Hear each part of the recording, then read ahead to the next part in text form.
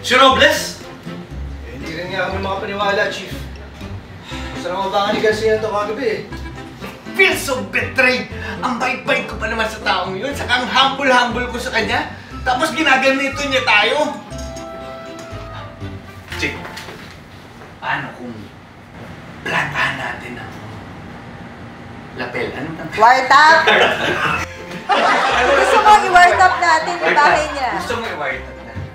Chick, sasabihin siya. Line pa ni Dennis. Bye! Line ni Dennis. I-wartap natin yung bahay niya. Pwede naman. Pero illegal yun. Hindi, wag pwede naman. Hindi pwede. Ay, di pwede. And 5, 4.